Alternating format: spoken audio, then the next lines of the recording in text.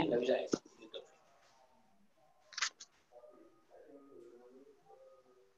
Oke. Halo, selamat siang semuanya, para femalepreneurs yang ada di seluruh Indonesia. Nah, hari ini kita ketemu lagi nih dengan topik Cuan of the Month, dan ini adalah kelas kedua di bulan Juli. Dan sangat menarik karena subtema pada hari ini adalah tentang gimana sih cara melakukan pencatatan yang benar sehingga cuan teman-teman juga bisa jadi lancar. Nah, hari ini seperti biasa, aku Rosi, CEO dari Femalepreneur Indonesia, tidak sendirian nih. Ada dua rekan dari Femalepreneurs. Di sini ada Kak Emi Surya. Halo Kak Emi. Hai, teman-teman Femalepreneur. Oke, dan di sini juga ada Mas Mario Devan. Halo Mario, apa kabar? Halo, kabar baik Rosi. Yang lainnya gimana? Apa kabarnya? Ya, semoga semuanya juga baik-baik aja ya, di rumah aja atau sudah mulai kerja nih. Tapi makasih banget dengan segala kesibukannya di hari Sabtu, teman-teman udah meluangkan waktu.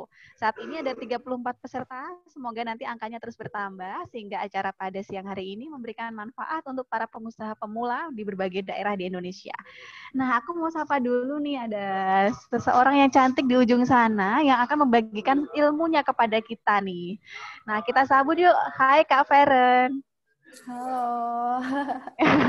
Kak Feren sekarang lagi di mana nih posisinya? Iya, aku lagi di kantor sih. Di mana? Di Jakarta? Di Tebet, Oh, di Jakarta. Tebet, Jakarta. Oke. Nah, Kak Feren ini adalah seorang founder dan juga CEO dari Catat Buku Indonesia. Mungkin sebelum kita ke materi nih, Kak Feren, mau tahu-tahu dulu Kak Feren kesibukannya apa dan Catat Buku ini apa, Kak Feren? Iya, oke. Salam kenal semuanya. Thank you banget udah di-invite ke webinar kali ini untuk sharing pengetahuan. Aku excited banget sebenarnya dan kayak nervous juga sih. Mohon bantuannya ya. Sebenarnya aku itu jadi aku Feren.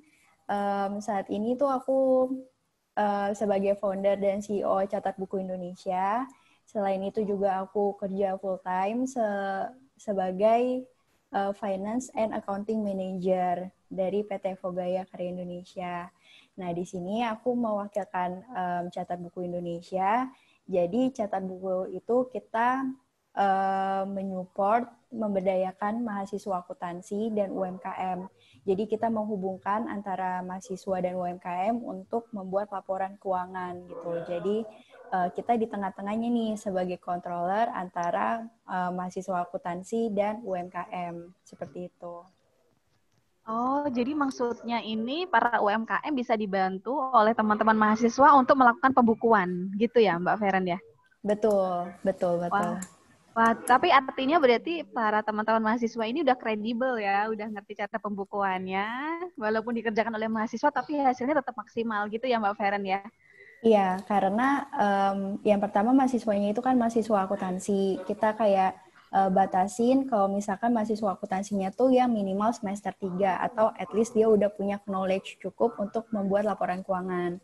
Kemudian kalau waktu mereka dikerjain dan laporannya selesai dibuat, itu tim catat buku yang akan memastikan, mereview kembali laporan keuangannya tuh udah sesuai sama standar kayak gitu. Oke, menarik sekali Mbak Feren. Nanti teman-teman bisa tolong dilihatin di Instagram. Di situ ada catat buku _ID ya kalau nggak salah. Catatbuku.id. Oh, bukan underscore, catatbuku.id. Teman-teman nanti bisa kepoin di sana ngapain aja. Siapa tahu teman-teman pengen mengakses jasa tersebut dan sepertinya juga harganya sangat murah. Jadi teman-teman bisa lihat-lihat di sana dan bisa langsung tanya ke Mbak Feren ya. Nah, sebagai informasi nih Mbak Feren, teman-teman Femalepreneurs ini dari berbagai daerah di Indonesia. Jadi ada yang dari Jabodetabek pastinya, ada yang dari Solo, ada dari Jogja, Surabaya, Semarang, Indonesia Timur, Sumatera juga ada, Malang, Surabaya, dan juga Bandung. Nah, ini sangat menarik Mbak Feren karena di saat teman-teman di bulan-bulan sebelumnya sudah berjuang untuk gimana supaya survive di dalam menjalankan bisnisnya. Nah, teman-teman ternyata juga merasa butuh untuk belajar tentang bagaimana cara membukukan keuangan. Nah, terima kasih banget Mbak Feren sudah meluangkan waktunya, dan teman-teman perlu tahu juga bahwa Mbak Feren menjadi narasumber kali ini itu adalah pro bono service, atau artinya tidak dibayar oleh kami. Nah, dengan begitu kita harus sangat apresiasi dong dengan kerja kerasnya Mbak Feren untuk berbagi. Teman-teman tolong aktif, nanti langsung aja di room chat apapun yang terpikir, pengen tanya, nggak usah malu, karena tidak ada pertanyaan yang benar dan yang salah. Sebasic apapun tidak usah malu, oke? Nah, Mbak Feren gimana? Sudah siap untuk menyampaikan materinya? Oke, sudah siap. Oke, mungkin mulai persiapan sharing screen-nya, Mbak. Iya, oke.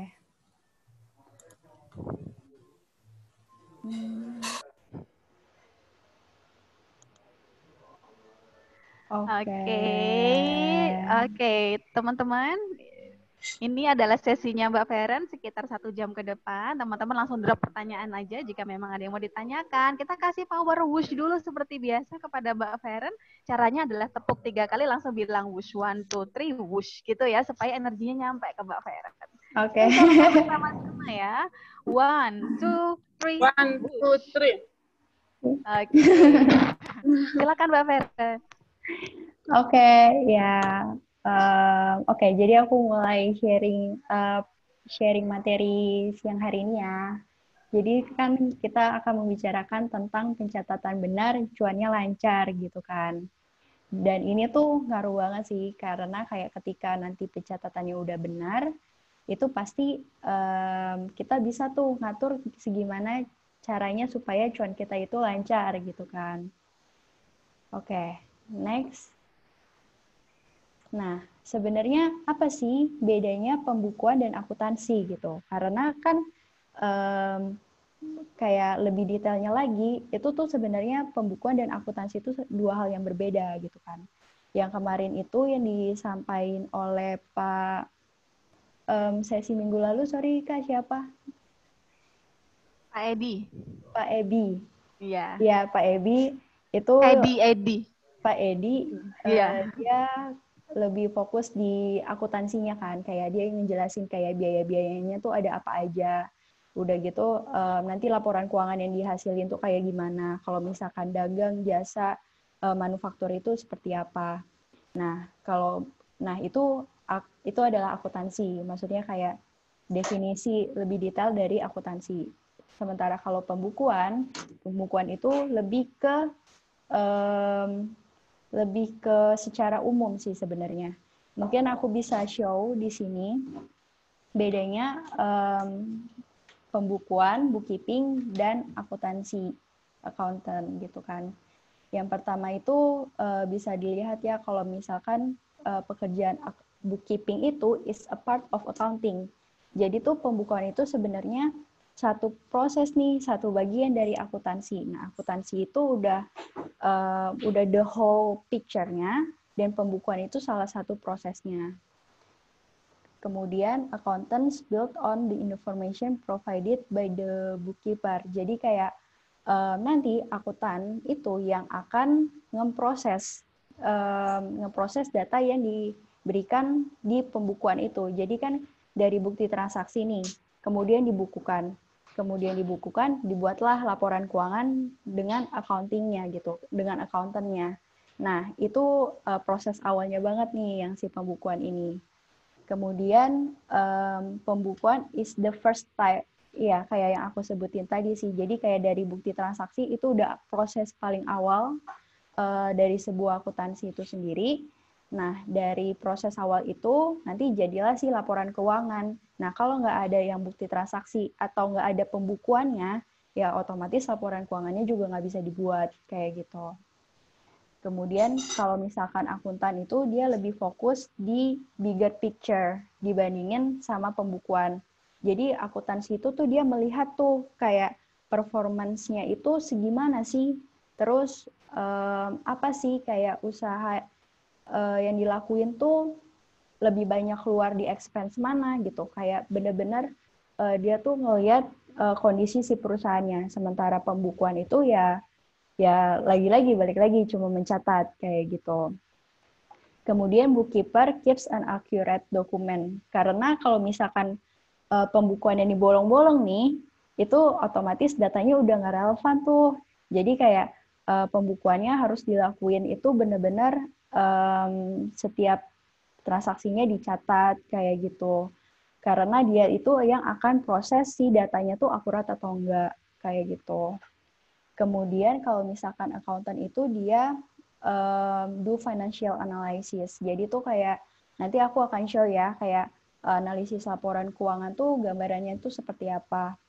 Kemudian kalau misalkan bookkeeping itu dia fokusnya di recording, tapi nggak kecil di analisis gitu. Kemudian kalau misalkan akuntan, dia tuh benar-benar analisis, summarize, terus dan melaporkan. Kayak akuntan itu benar-benar dia tuh yang bisa ngebaca keadaan perusahaan di masa lalu, di masa sekarang, sama di masa depan. Itu akuntan. Tapi kalau misalkan bookkeeping, dia benar-benar kayak ngecatatnya tuh yang di saat itu gitu. Jadi kalau misalkan mau nanya beban hari ini yang paling besar dikeluarin itu apa gitu, ya nanyanya berarti ke accountant. Tapi ke bookkeeper sorry. Tapi kalau misalkan accountant, dia tuh yang benar-benar kayak ngelihat kayak oke, ini total penjualannya tuh segini, turnover-nya tuh segini, kayak persediaannya tuh cepat atau enggak sih ke turnover kayak gitu. Itu fungsinya si akuntan gitu. Oke, next. Kayak poin utama pembukuan sederhana. Sebenarnya sesimpel ini sih pembukuan itu semuanya tuh dicatat. Itu tuh kayak penjualan, pembelian, pengeluaran kas lainnya, sama penerimaan kas lainnya.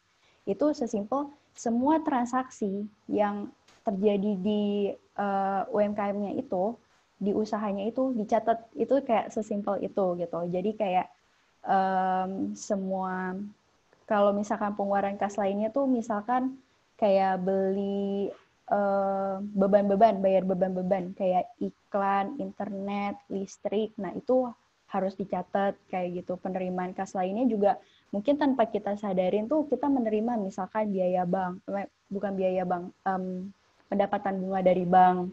Udah gitu, kalau misalkan kita terima pendanaan dari orang lain kayak dari bank kita apply buat kayak pinjaman modal, itu juga masuk ke penerimaan kas lainnya. Yang pokoknya yang selain di luar dari si penjualan itu tadi. Oke, langkahnya ini yang pertama sebelum aku benar-benar mulai buka formnya, itu kayak harus tahu dulu nih persediaan awalnya berapa, akhirnya berapa, kas awalnya berapa, mungkin kayak di akhir periodenya nanti berapa, dan punya bukti transaksinya di setiap beban yang dikeluarkan. Oke, sekarang kita coba ke formnya ya.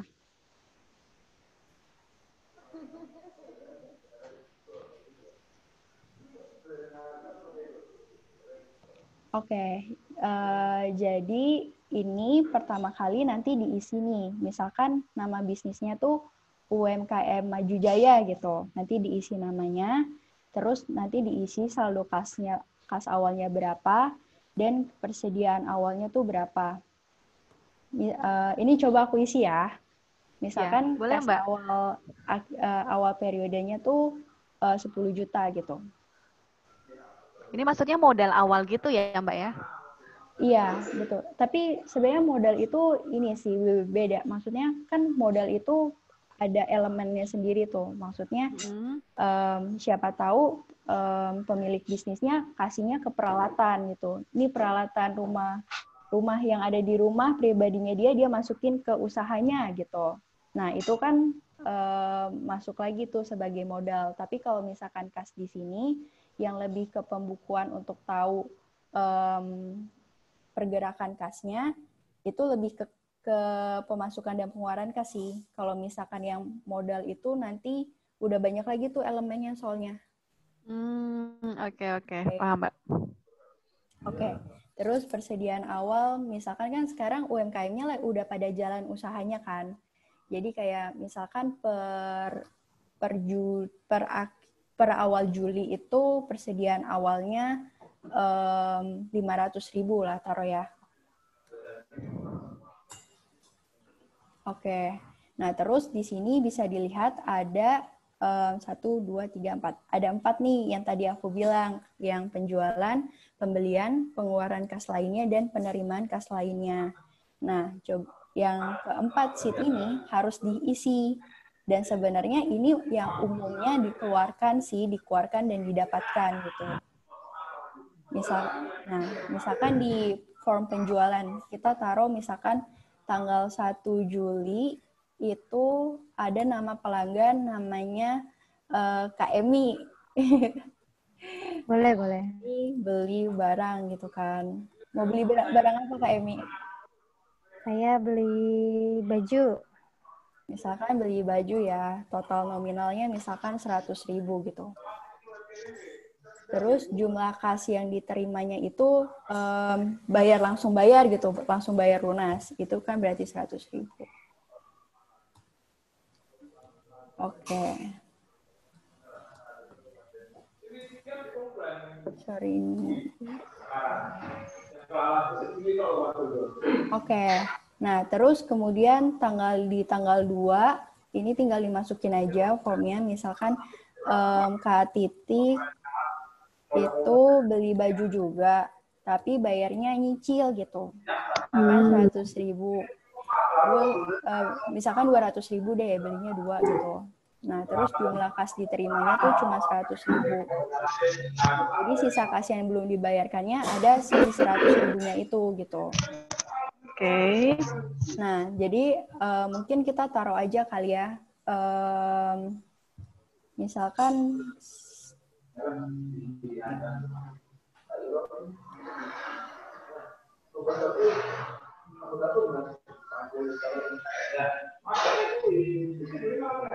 sampai misalkan sehari jualnya 1 baju gitu. Misalkan pokoknya maksudnya selama 1 hari pasti ada 1 penjualan, misalkan kayak gitu. Ini aku asumsiin aja belinya sama ya, untuk contoh aja. Sorry.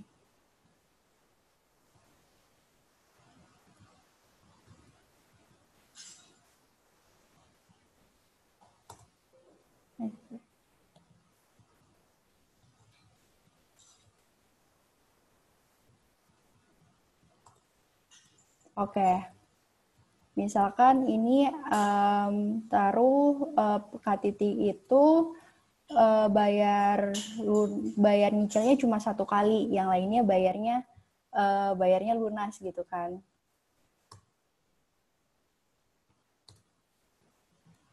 Nah, jadi kelihatan nih di total nominalnya penjualannya selama 1 bulan tuh 6.100.000, jumlah kas diterimanya tuh 6 juta karena Kak Titik ada nyicil bayar itu 100.000 gitu sekali. Jadi ada kelihatan di sini nanti ya.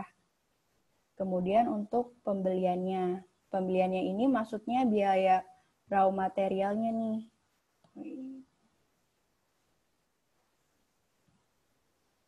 Nah, misalkan pembeliannya itu tanggal 1 bulan Juli, itu misalkan ada bayar ke vendor. Vendornya itu namanya Kak Mario.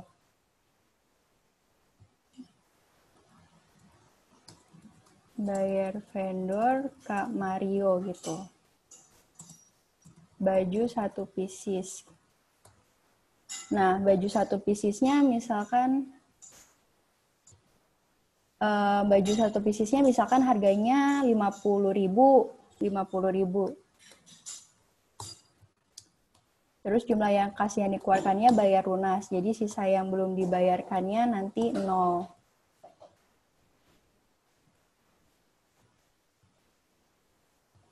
Kemudian nanti terus kan nanti komponen baju tuh misalkan banyak, ada kayak biaya plastiknya, biaya packagingnya gitu, dan itu misalkan nggak dapat dari vendornya. Jadi kita harus ini sendiri alias biaya packaging. Nanti tinggal ditambahin di sini aja, misalkan ada beli barang gitu, ada beli barang yang packagingnya, beli packaging misalkan, itu 100.000. Nanti kalau misalkan nyicil, nanti dia akan kebaca juga di sini.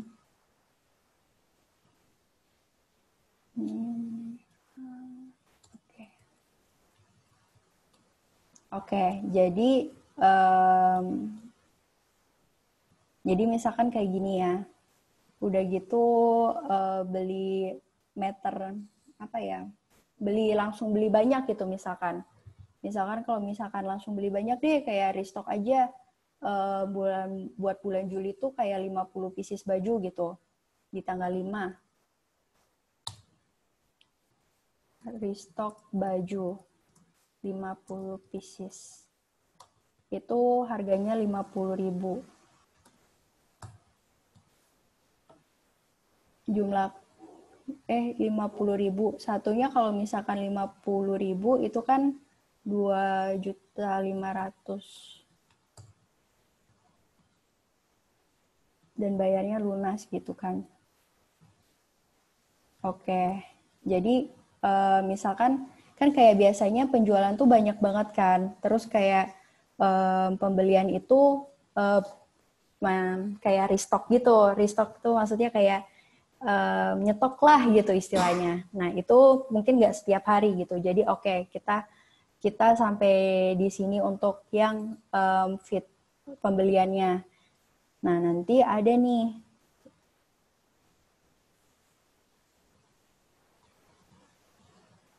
saldo awalnya misalkan 500.000 gitu. Ini kan didapat dari yang tadi aku bilang. Jadi kalau misalkan kita nggak pakai kartu persediaan, kartu kontrol persediaan, at least kita tuh ngerekap kayak persediaan awal sama akhirnya berapa. Jadi misalkan saldo awalnya tadi kan aku put 500.000. Terus pembelian barangnya 2.600.000. Terus saldo akhirnya ini harus kita isi. Jadi kayak kita isi misalkan pas kita stok opnam nanti barangnya misalkan sisanya itu kan 50 kurang 20. 50 kurang 30 hari. Berarti 20 kali 5 misalkan 1 juta. Nah, berarti dapat nih harga pokok penjualan kita 2.150.000 gitu. Kalau misalkan nanti minus, itu berarti ada pembelian barang yang nggak dimasukin atau persediaannya dihitungnya salah.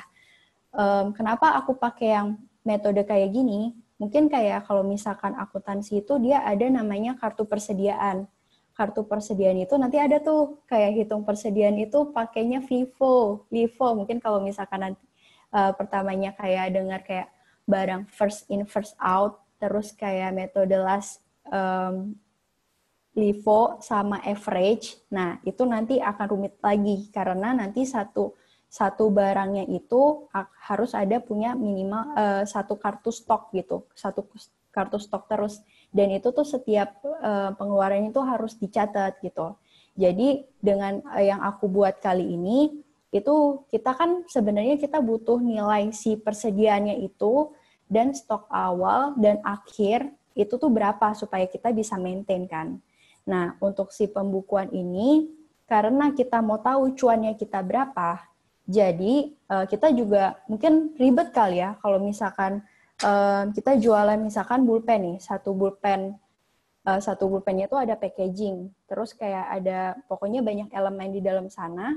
Udah gitu kita hitungin tuh COGS-nya satu-satu, satu-satu. Terus ketika barang itu dijual, kita misalkan catat gitu, COGS-nya itu yang keluar segitu. Tapi kan itu kayak nggak real time, maksudnya siapa tahu itu biaya packagingnya di pertengahan bulan itu udah berubah harganya. Sementara kita pakai file COGS yang udah kita buat gitu. Nah itu nanti akan problem di situ. Maksudnya kayak karena datanya nggak real. Nah kalau misalkan yang aku buat ini tuh kayak bener-bener tinggal dicatat aja. Kayak total pembelian selama bulan itu berapa. Terus total saldo awalnya itu yang hasil restock sebelumnya tuh berapa, ditambah pembelian barang pas saat itu, kemudian nanti saldo akhirnya tuh berapa. Saldo akhirnya tuh ini aku ada buat namanya kontrol kalkulator persediaan. Nanti tinggal ke menu si kalkulator persediaan itu. Jadi misalkan, sorry, ini aku tadi pakai perumpamaan kue nastar soalnya. Bentar ya. Nggak apa-apa, nggak apa-apa. Misalkan baju. Terus packaging, baju sama plastik packaging lah ya, maksudnya sesimpel itu. Oke.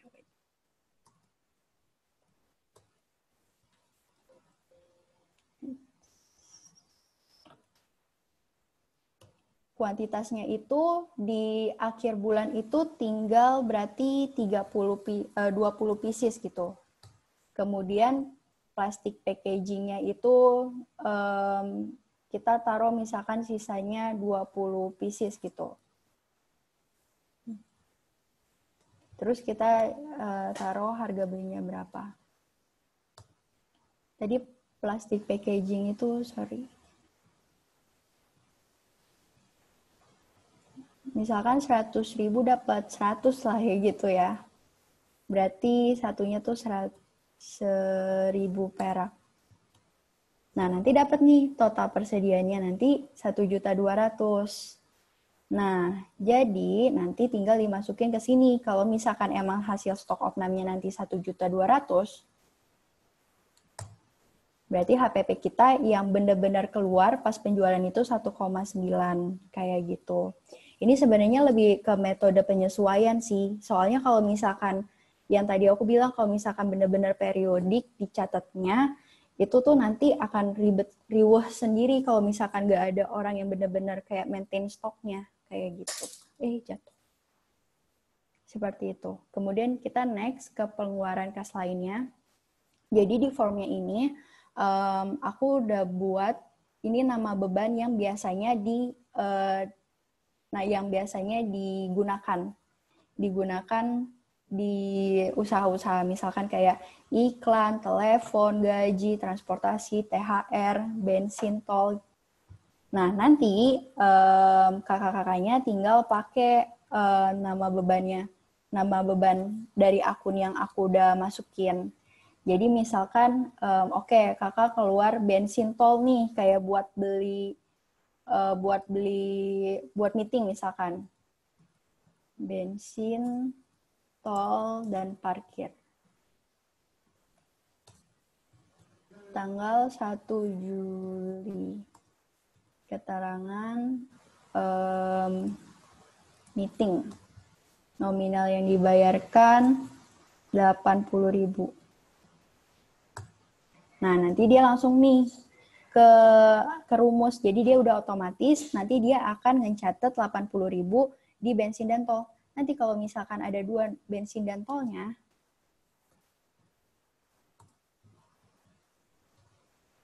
misalkan pulang lembur, dapat 50.000. Nanti dia otomatis kumulasi kayak gitu. Nah, misalkan taruh ya, kita perumpamaannya itu, ini aja.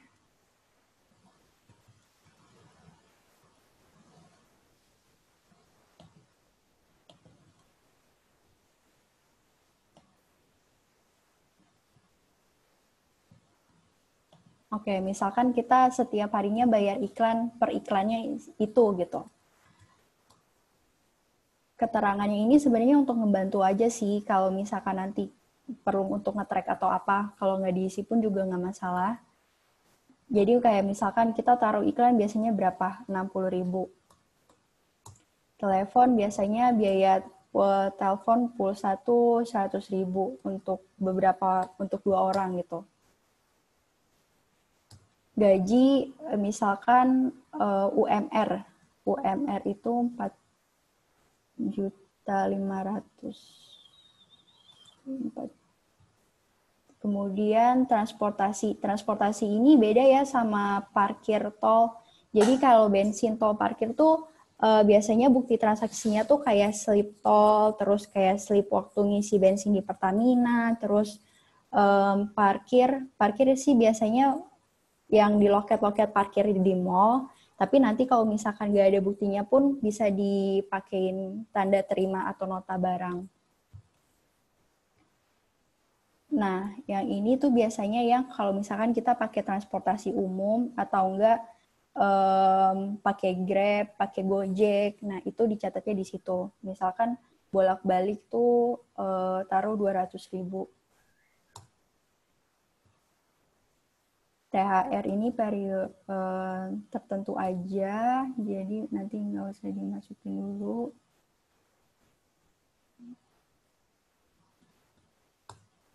Misalkan ada beli perlengkapannya tuh kayak misalkan lakban, udah gitu pulpen, kayak kayak lebih ke perlengkapan kantor gitu sih. Itu misalkan kita beli kertas HVS gitu 1 rim. Nah, listrik itu biasanya pulsa listrik tuh 250 misalkan untuk beli token, 80.000 untuk bayar air, percetakan printing itu kayak flyer gitu. Itu misalkan atau enggak cetak kartu nama kan 80.000. Materai misalkan beli materai 6.000-nya 10. 60.000. Keamanan kebersihan. Oke. Biaya meeting ini, biaya rapat ini misalkan ini ya lebih ke misalkan makan nih di kafe, maksudnya meetingnya di kafe. Nah itu kan nanti ada struk pembayarannya tuh kayak makannya misalkan pesan spaghetti atau enggak pesan kayak frappuccino gitu di coffee shop gitu. Nah, itu nanti masuknya biaya meeting karena untuk keperluannya untuk meeting gitu meskipun itu makanan. Misalkan 90.000 sampel kalau misalkan mau kasih pun harus dicatat sih itu. Harus dicatat itu misalkan 75.000. Pembelian aset misalkan beli asetnya 180, beli yang pembolong kertas, terus kayak bayar hutang itu misalkan 15.000 gitu. Pengambilan pribadi ini ya kadang susah, kayak mungkin kayak kadang kecampur gitu ya keuangan pribadinya sama yang kantor. Nah, itu sebenarnya harus ada batas kasnya sih, kalau enggak bakalan susah banget. Tapi dan ini tuh harus dicatat sebenarnya. Jadi kayak nanti kayak kita masukin dulu aja. Itu misalkan pengambilan pribadinya tuh 100.000. Oke. Jadi dapat di sini pengeluaran totalnya tuh 6.600.000. Udah gitu di sini udah kerekap semua nih kan, kayak akumulasi dari total bebannya. Nanti kalau misalkan mau ditambah, nggak apa-apa, tinggal ditambah aja. Ini insert.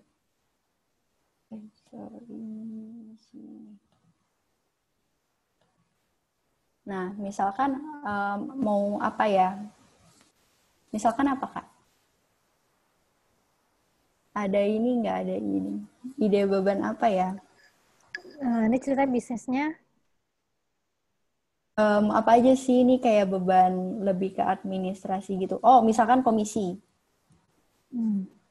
Bayar komisi gitu, ada komisi. Nah, di sininya kata-katanya harus sama, komisi. Komisinya misalkan 25.000. Nanti dia akan otomatis nih di sini keisi fulfill. Tapi kalau misalkan kita bilangnya di sini komisi penjualan, kita nggak akan kebaca di sini. Jadi kata-katanya harus sama, komisi. Kayak gitu. Nah, udah nih diakumulasinya tuh kan udah dapet totalnya segimana dan per account-nya berapa. Terus penerimaan kas lainnya itu kayak aku masukinnya misalkan penerimaan pinjaman bank, terus penerimaan modal kalau misalkan nanti ada tambahan modal, terus ada penjualan aset, terus ada penerimaan piutang. Nah, ini aku masukinnya di sini. Nah, jadi laporan keuangannya tada, sudah jadi. Seperti itu. Jadi kayak nanti bisa dilihat nih langsung laporan laba ruginya. Nih penjualannya kan tadi yang 6.100.000, terus harga pokoknya 1,9. Jadi nanti laba kotornya itu 4,1 juta. Itu kayak laba kotornya. Tapi nanti ada iklan, sampel, kayak gitu. Nah, nanti mungkin kayak ada di notes-nya kalau misalkan mau nambah. Misalkan tadi kan aku ada nambah komisi. Nah, ini harus ditambahin juga di sini. Tambahnya itu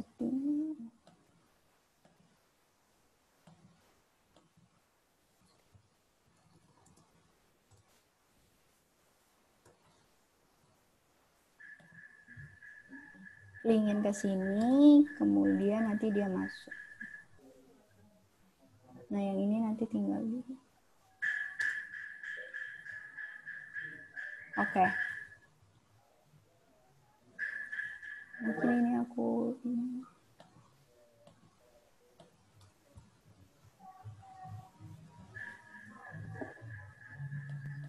Nah, oke, seperti itu. Nah, jadi kayak sebenarnya nanti dengan form ini tinggal dimasuk-masukin aja kakak-kakak semua.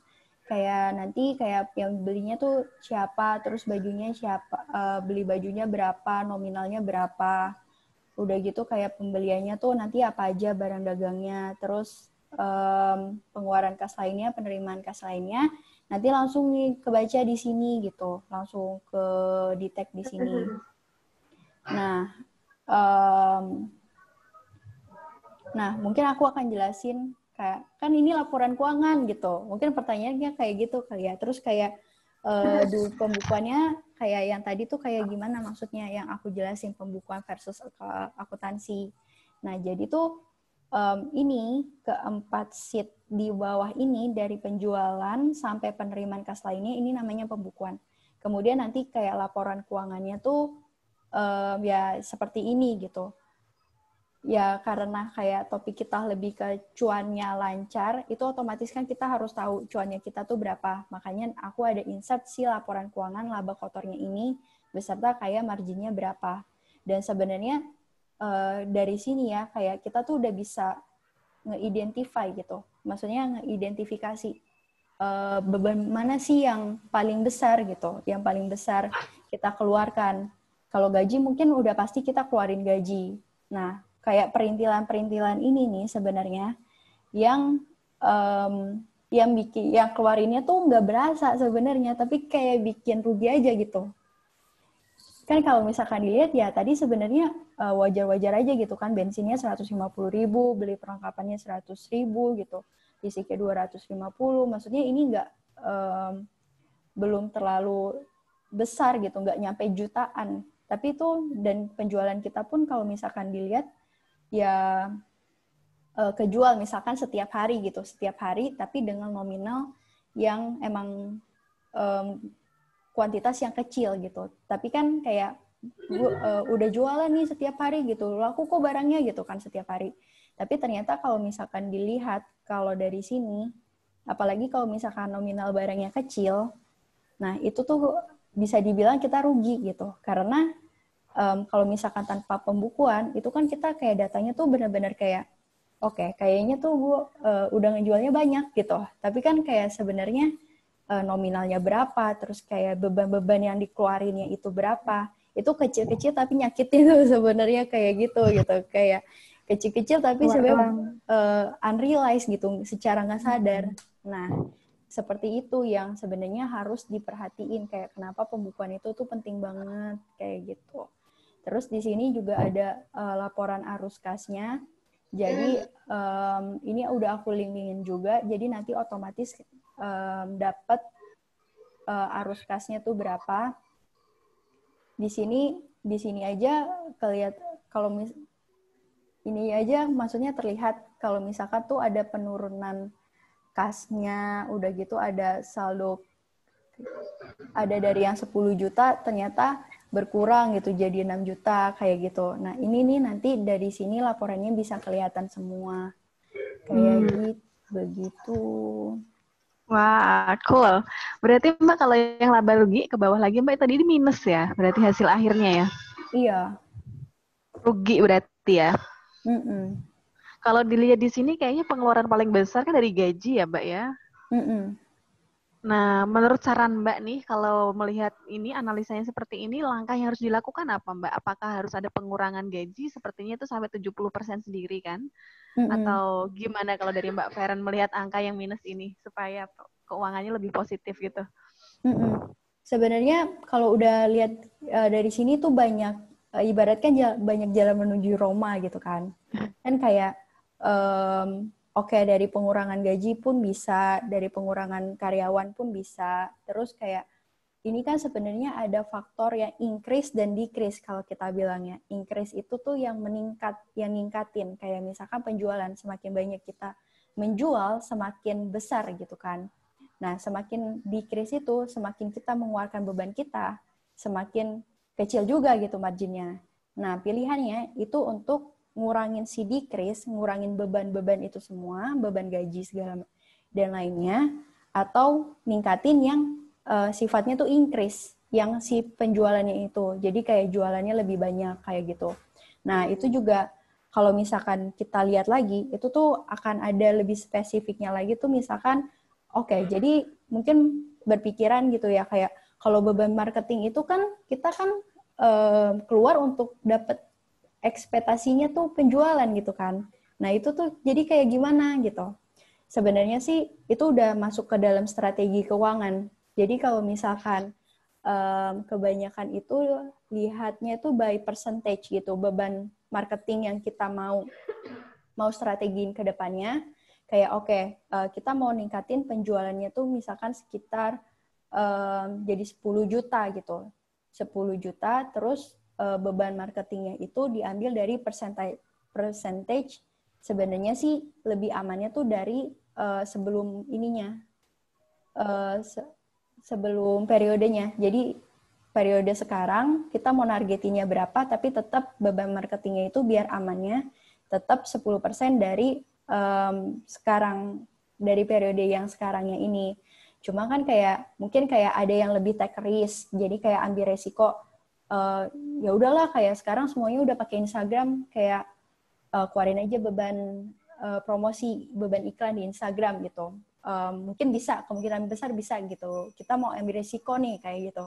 Nah itu bisa juga diambil dari budgeting selanjutnya. Nanti penjualannya misalkan 10 juta, 10%-nya dari 10 juta. Nah nanti nah itu udah masuknya ke proyeksi laporan keuangan tuh, udah budgeting kayak gitu. Tapi sebenarnya kan semua itu baru bisa didapetin datanya tuh kalau laporan keuangannya udah jadi kan. Tapi kalau misalkan laporan keuangannya pun belum jadi kan kayak nggak ada landasan gitu untuk kayak menentukan strategi-strategi seperti itu gitu. Kayak gitu sih. Wow, menarik banget. Seru ya, apalagi ini formnya udah langsung dibikinin rumusnya sama Mbak Feren, jadi lebih mudah untuk dimengerti gitu. Semoga teman-teman di sini tidak pusing ya. Ini kelihatannya simpel, tapi memang harus teliti ya Mbak ya, harus teliti. Itu yang paling penting dan melakukan pencatatannya setiap hari. Nah, tadi ada pertanyaan yang unik nih Mbak Oke. Feren, mungkin sembari langsung dijelasin lagi Mbak, ini konsep pembukuan ini bisa nggak kalau untuk bisnisnya yang jasa? Oh, jasa bisa. Jasa bisa. Secara konsep apakah sama aja atau ada hal yang beda, Mbak? Sebenarnya kalau misalkan akuntansi itu yang kemarin dijelasin sama Pak Edi kan, itu kan ada pembagiannya lagi tuh, pembagian perusahaan dagang, jasa, dan manufaktur gitu. Tapi untuk tools yang ini emang mungkin pencatatannya lebih sederhana, tapi sebenarnya bisa dilakukan. Misalkan kalau misalkan pembeli jasa itu sebenarnya masih ada namanya cost of revenue gitu. Kayak cost of revenue itu misalkan jasa salon gitu, berikan jasa salon. Atau enggak jasa tadi ada dental juga ya, jasa dental. Nah itu kan misalkan hire si dokter-dokternya gitu. Hire si dokter yang ngedentalin, itu kan sebenarnya masuknya biaya tenaga kerja langsung. Nah, itu dimasukin ke si pembelian karena nanti masuknya ke cost of revenue kayak gitu. Cuma mungkin ada beberapa yang freelance aja gitu. Maksudnya kayak dia yang kerjain sendiri, dia yang iniin sendiri, ya itu nggak apa-apa. Itu masuknya nggak ke cost of revenue, nggak apa-apa kayak gitu. Kalau misalkan jasa sih nggak harus ada COGS-nya sih. Itu nanti ada detail-detailnya sendiri kayak gitu. Cuma kan ini emang pembelian ini bener-bener di konsepnya itu pokoknya yang berpengaruh ke si produknya itu masuknya ke pembelian gitu. Jadi kayak gitu aja gitu, maksudnya pakai konsep itu aja. Itu udah cukup untuk buat pembukuan. Oke, cool. Ada materi lagi Mbak atau udah cukup dari materinya? Nanti kalau udah cukup saya langsung ke room chat-nya nih. Oke. Aku kayaknya masih ada deh. Wait ya. Oke. Oke, jadi hal yang perlu diperhatiin dalam membuat pembukuan sederhana. Nah, yang paling atas tuh yang paling penting, menetapkan batas yang jelas pada kas. Apalagi kalau misalkan usaha yang langsung dilakukan oleh ownernya, itu kebanyakan kayak, udah deh pakai duit gue dulu gitu. Ya udah deh pakai ini, pokoknya dia mengeluarkan pribadinya dan kayak, ya udah transfernya ke rekening gue aja gitu, ke rekening saya aja gitu, misalkan kayak gitu ya. Itu harus dibatasin sih, harus dibatasin karena nanti imbasnya ujung-ujungnya kayak dampak buruknya, the worst case-nya itu akan ke si usaha itu sendiri gitu. Nanti kayak bingung nentuin kas segala macemnya. Kayak gitu sih. Mungkin kalau dari yang aku udah kerjain laporan keuangannya, itu aku suggest-nya tuh ada tambahin partisipan yang lain. Jadi kayak misalkan put di satu rekening nih uangnya. Nah nanti misalkan ownernya lebih ke strateginya gitu. Terus ada orang lain nih, misalkan yang si kasirnya yang benar-benar ngatur si uang kasnya. Intinya kayak accountant yang ngerjain pembukuan itu nggak boleh disatuin sama uang yang keluar masuk sebenarnya kayak gitu. Atau paling nggak ada otorisasinya sendiri. Kalau misalkan di klik BCA bisnis itu kan dia ada masukin transaksi, terus dia bisa otorisasi baru uangnya keluar. Nah itu sih yang masukin transaksi dan otorisasi itu at least orangnya harus beda. Karena kan kayak sebenarnya gini kan kayak pembukuannya itu kan mau kita buat sesederhana mungkin gitu. Nah, jauh lebih besar. Jadinya harus banyak pemisahan fungsi kalau kita ngomongnya di akuntansi. Jadi misalkan kasir nggak boleh sama dengan pembukuan, terus kayak orang yang ngatur persediaan nggak boleh sama orang yang kirim kayak gitu. Itu kayak harus ada kontrolnya sendiri dan itu nanti hubungannya ke sistem akuntansinya gitu. Tapi untuk pencatatan kasnya sih yang paling base itu, paling dasar itu ya harus dipisahin itu antara kayak uang kas pribadi sama uang kas perusahaan. Kemudian harus rutin ngecatat kas keluar masuk, ini penting banget soalnya kan karena kita bener-bener, apalagi kalau misalkan lihatnya dari mutasi rekening itu masih bisa kecatat karena kan mutasi rekeningnya tuh udah ada kecatat sendiri di sistemnya banknya gitu kan. Cuma kan kalau misalkan yang kas kecil, kayak kas kecil atau enggak kas on hand, itu kalau misalkan nggak dicatat itu akan lupa gitu. Kalau udah lupa itu berarti buktinya udah hilang, terus kayak sebenarnya lebih ke sayang aja sih, sayang kalau misalkan karena lupa mencatat, nggak rutin mencatat, jadi kayak laporannya nggak gitu aktual gitu. Jadi kayak mau dipakai untuk pengambilan strategi pun jadi kayak nggak akurat, kurang akurat kayak gitu. Kemudian punya alur yang teratur dan konsisten. Ya konsisten yang tadi aku jelasin itu sih yang benar-benar rutin dan konsistennya untuk mencatat si kasnya. Kemudian rajin menghitung persediaan karena kan memang yang form yang tadi aku buat itu tuh nggak benar-benar real time yang kartu persediaannya itu kan. Kemudian komitmen karena kayak jangan sampai kayak oke, yang sekarang sekarang buat, terus bulan depan nggak buat, terus bulan depannya lagi buat, kayak gitu kan, kayak belang-belang gitu. Harus komitmen sih, harus komit. Nah, kalau nggak membuat pembukuan gimana? Ya tadi sih contoh yang tadi aku masukin itu kan sebenarnya netralnya kan emang segitu gitu kan. Tapi kan kayak beban-bebannya pun juga kayak jauh lebih kecil gitu, nggak nyampe jutaan gitu. Tapi ternyata bisa rugi kalau kita lihat. Kan kalau misalkan kita nggak buat pembukuan kan benar-benar ngambang tuh. Kayak, oh saya ngeluarin bebannya tuh segini aja kok, terus penjualannya juga jualan kok setiap hari gitu. Tapi kan kayak ternyata rugi. Nah, itu ngambangnya di situ maksudnya.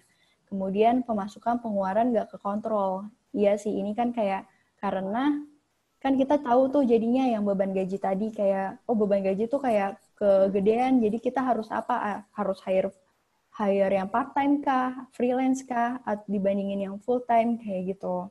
Terus panic buying di sini ngaruhnya ke persediaan. Jadi kayak ketika nanti tiba-tiba ada yang order 100 pieces gitu, terus kan kita kayak nggak tahu nih persediaan kita tuh berapa gitu, kayak yang penting barangnya ada aja gitu, tapi ternyata kayak di belakang-belakangnya ternyata stoknya udah nggak ada dan udah mau habis. Nah di situ jangan sampai jadi kayak panic buying. Kemudian kalau misalkan manfaat pembukuan kayak udah ini sih cukup clear kayak bagi tahu kayak gimana performansi usahanya, terus dapat kontrol beban-bebannya, terus kayak strateginya dari data kayak gitu. Nah, itu nanti kalau misalkan mau dikembangin lagi, itu dari formnya bisa tuh kelihatan. Jadi kayak misalkan jualan barangnya beda. Jualan barangnya beda, dari situ nanti kan bisa tuh by filter. Jadi kayak, oke, penjualan barang apa yang paling besar gitu. Paling besar, kuantitinya paling banyak. Nah, nanti dari situ bisa tuh kayak, oh oke, berarti kembanginnya di sini nih, promosinya di sini gitu. Dari data itu yang diperluin. Terus kayak modifikasi pembukaan sederhanamu, iya, karena aku kan tadi buatnya juga benar-benar sederhana banget ya. Mungkin kayak nanti mau di custom itu kayak bebas banget. Kayak nanti bakalan jauh lebih besar sih scope-nya nanti kalau misalkan dari pembukuan sederhana yang aku buat tadi kayak gitu. Udah. Thank you, Mbak Feren. Wow, luar biasa. Nah, ini ada beberapa pertanyaan masuk nih, Mbak Feren. Kita langsung ke room chat ya. Oke. Oke, aku tak manjat dulu ke atas. Sebentar, dari mana tadi ya? Teman-teman langsung drop pertanyaannya ya. Mbak Nuryawati, Kak Rosi. Silakan Kak Emi. Ini yang pertama ini dari Mbak Nuryawati. Persediaan awal itu inventory produk jadi, bahan baku, dan work in process ya Mbak Feren katanya. Jadi mungkin maksudnya apakah persediaan awal itu inventory-nya itu maksudnya produk yang udah jadi, bahan bakunya, dan prosesnya. Oke.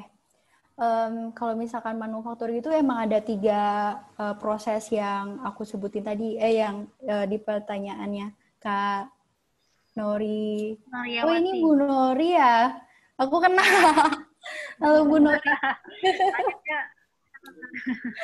Iya, kalau misalkan ya ada 3 proses itu kan. Jadi kayak dari bahan baku diolah tapi mungkin belum ke produk jadi gitu, kayak masih baru diolah gitu.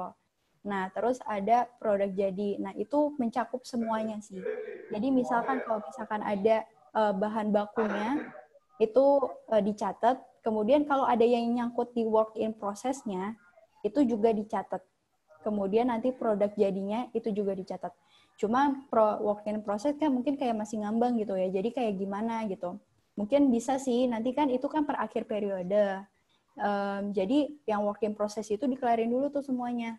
Jadi nanti ada cut off-nya di antara bahan baku sama si produk jadi. Nah dari situlah nanti akan ada yang tadi bisa diidentifikasiin. Jadi namanya apa, nama barangnya apa, kemudian kuantitinya tuh berapa-berapanya aja, nanti dihitung nanti harga total persediaannya berapa, kayak gitu. Oke. Thank you Mbak Feren. Semoga menjawab ya Mbak Nori ya. Nanti silakan kalau masih pusing bisa langsung ke pertanyaan lagi. Kita lanjut ke pertanyaan berikutnya dari Mbak Kristianti. Ada 2 pertanyaan nih Mbak Feren. Yang pertama, tadi mengenai pencatatan transaksi jasa, berarti dokumen ini nanti yang akan saya kirimkan via email itu boleh dimodifikasi ya sesuai dengan bisnisnya masing-masing. Betul gitu ya Mbak Feren ya? Betul. Oke. Karena kayak overhead cost-nya itu kan tentunya beda-beda ya, jasa satu dengan jasa yang lainnya. Kemudian pertanyaan kedua, kalau jualan ada beberapa produk, apakah persis seperti ini? Ataukah pelaporannya per produk dibikin satu laporan khusus? Gimana Mbak Feren? Misalnya dia jualan kopi juga jualan teh, atau jualan apa sambil jualan apa gitu dalam satu bisnis. Itu akan dibalikin ke pemilik usahanya sendiri sih. Jadi sebenarnya kan pelaporan itu ya tadi aku bilang bisa dimodifikasi itu kan. Jadi kan kayak aku mau lihat sih kayak penjualan aku tuh di laporan laba ruginya ya. Itu kayak penjualan aku itu yang si tehnya segini, yang kopinya segini, aku mau di breakdown gitu. Nah itu nanti bisa kayak lebih didetailin lagi. Cuma yang kalau dari form aku berarti kayak nanti ditulis aja, misalkan kan tadi aku tulis ada baju terus kayak 1 pieces gitu. Nanti misalkan kayak ada kopi 1 pieces, teh 1 pieces kayak gitu, itu bisa nanti tinggal difilter aja. Nanti tinggal difilter terus nanti sumnya akan kelihatan. Tapi itu aku nggak bedain per produk gitu sih. Itu bisa dimodifikasi. Nanti kontak aku aja kalau enggak. Iya, soalnya kalau logikanya, kalau dalam satu bisnis yang masih beririsan, terus harus dipisah-pisah banget juga sulit ya Mbak Feren ya, karena kayak tadi biaya listrik juga mungkin hitungannya satu, biaya pulsa juga hitungannya satu, kemudian biaya gas mungkin juga satu gitu. Kalau semuanya dipisah-pisah, itu akan sulit juga. Tergantung produknya, kalau memang alatnya menggunakan satu alat, satu listrik yang sama, gitu, mending jadiin satu aja gitu. Tapi tergantung tujuan laporan keuangan teman-teman sih. Kalau memang pengennya super komprehensif, super detail, ya mungkin dipisah. Gitu ya Mbak Feren ya? Iya, betul. Oke, lanjut ya. Ini ada dari Mbak Wening. Salam kenal semuanya. Mbak Wening ini dari Depok. Bisnisnya craft, aksesoris handmade dengan brand Unika Craft. Nah, bukan Unika Atma Jaya ya Mbak Wening ya. Oke, mau tanya nih. Kalau ada bahan dan alat yang terpakai untuk trial produk, yang produknya produk baru, apakah dimasukkan juga ke dalam pembukuan? Kalau iya, gimana cara nyatetnya gitu? Gimana nih Mbak Feren? Oke, kalau yang itu, jadi aku tadi ada masukin, mungkin nanti tuh di formnya itu ada namanya sampel di bagian pengeluaran kas lainnya. Nah, nanti dari situ berarti kan produknya nanti dimonetize saja. Jadi kayak berapa trial produknya. Jadi misalkan produk barunya itu di trialnya 25.000 gitu. Nanti dari pengeluaran kas lainnya itu dicatat sampel 25.000, nanti otomatis sudah masuk laba rugi. Kayak gitu. Oke, jadi tetap boleh memasukkan biaya coba-coba ya Mbak ya. Biaya bisa. Prototyping bisa di pencatatan pengeluaran kas lainnya. Iya. Oke, itu tadi ngumpul yang kalau nggak salah ada bensin, tol, listrik itu ya Mbak ya? Iya. Oke, kemudian materinya nanti di-share di grup. Nah, materinya nanti teman-teman akan di-share melalui email yang teman-teman sudah saya mintai untuk mengisi form. Di Google Form, cek aja di grup WhatsApp. Di situ teman-teman silahkan isi maksimal jam 5 sore ini ya. Materi hari ini dan materi di Sabtu lalu akan dikirimkan dalam satu email yang sama. Kenapa email? Karena kalau lewat email, kemungkinan besarnya dokumen tidak akan hilang.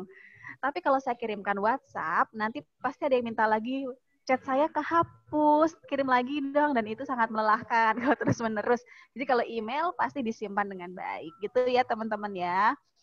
Oke, selanjutnya. Semoga tadi menjawab ya pertanyaan mengenai pencatatan trial and error-nya. Selanjutnya, pertanyaan dari Mbak Friska. Untuk pencatatan pembelian pemakaian sisa bahan baku, apakah juga bisa pakai draft itu, Mbak? Gimana Mbak Feren? Sisa bahan baku. Bisa. Bisa. Di bagian mana Mbak? Di bagian mana tadi kalau untuk pencatatan sisa bahan baku? Untuk pencatatan pembelian, pemakaian, dan sisa bahan baku. Oke. Kan mungkin yang tadi aku bilang kalau misalkan bener-bener ya mau dicatat kayak pencatatan pembeliannya, pas beli, pas pakai, pas sisa gitu. Nah itu ada namanya kartu kontrol persediaan. Nah kartu kontrol persediaan itu yang real time. Jadi kayak oke, ketika nanti beli ada barang masuk, ketika nanti pakai ada barang keluar, nanti sisanya berapa. Itu emang dia ada 3 kolom seperti itu gitu. Nah, kalau misalkan yang tadi pembeliannya itu benar-benar aku untuk hitung HPP kan, harga pokok penjualannya. Jadi yang benar-benar dilihat itu cuma nilai persediaan awal dan persediaan akhir. Jadi nanti sisa bahan bakunya itu akan jadi persediaan akhir di akhir periode dan akan jadi saldo persediaan awal di next periode kayak gitu. Nah, nanti kalau ada pembelian, itu tinggal dimasukin aja, nanti dia akan ke net off sendiri, akan ngekurangin sendiri. Kan kayak tadi rumusnya saldo awal ditambah pembelian dikurangin saldo akhir. Nah, nanti pemakaian sisa bahan bakunya itu yang masuk ke HPP udah ke link kayak gitu. Oke, semoga menjawab ya. Dilanjutkan, ini Mbak Nori bilang, thanks Feren yang sering kirim uang ke saya loh. Kalian ada bisnis apa ini? Oke, lanjut dari Mbak Yuli. Adakah contoh form Excel keuangan yang versi jasa? Jawabannya gimana Mbak Feren? Apakah dianggap sama aja dengan yang tadi? Sama aja sih. Sama aja ya. Ini untuk bidangnya. Nah, dia bilang untuk aset alat medis dan maintenance itu nanti masuknya di mana ya?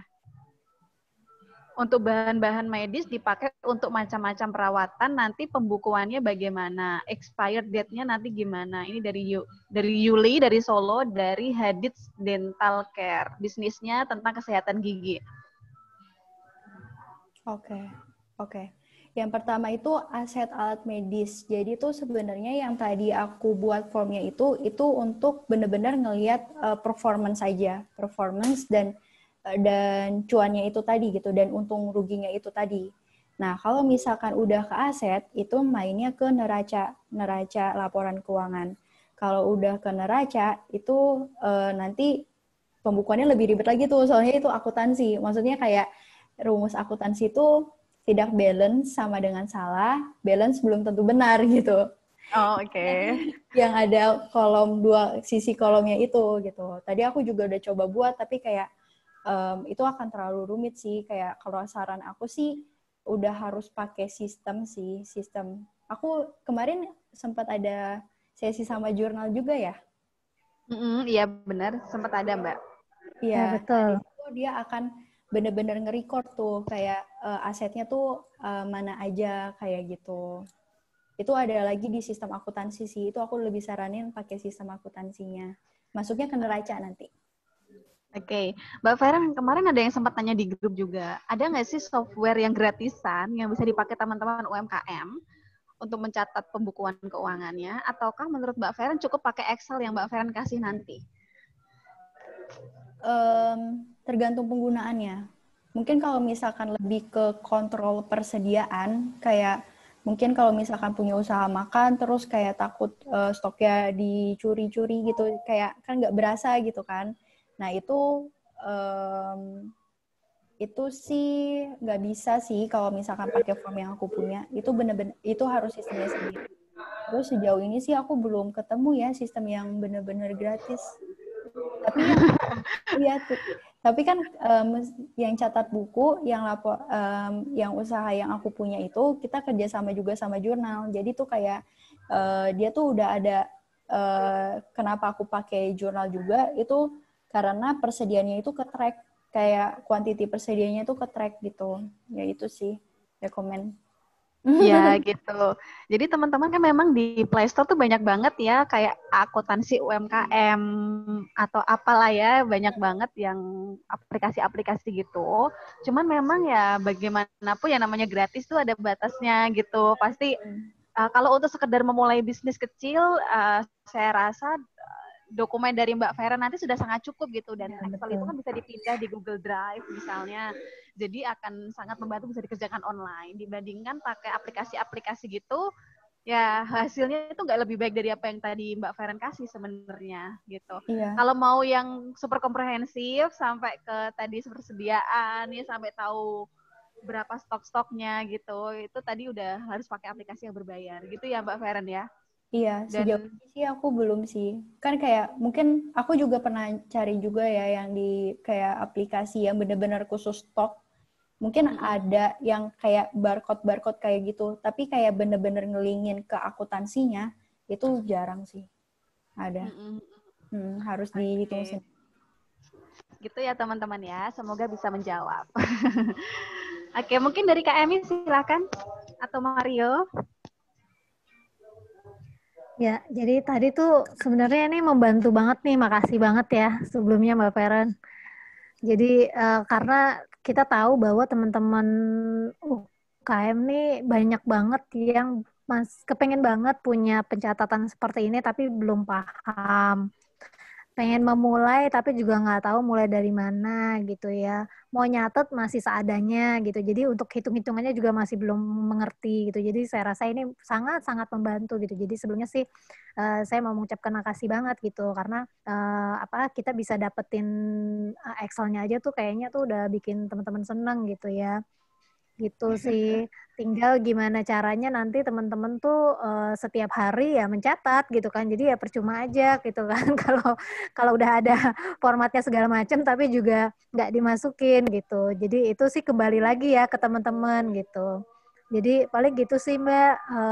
Paling nanti pertanyaan saya sih cuma gimana caranya gitu ya supaya kalau setiap hari tuh biasanya mereka tuh suka lupa gitu. Pertama lupa, kedua suka kecampur uangnya sama uang pribadi. Itu aja sih. Itu masalah yang paling banyak di UMKM. Gitu, Mbak. Itu kalau aku juga ada yang aku bantu yang UMKM yang aku bantu laporan keuangannya yang mahasiswa akuntansi itu kita setting reminder sih. Kita setting reminder kayak jangan lupa upload ya, jangan lupa upload bukti transaksinya, kirim ya kayak gitu.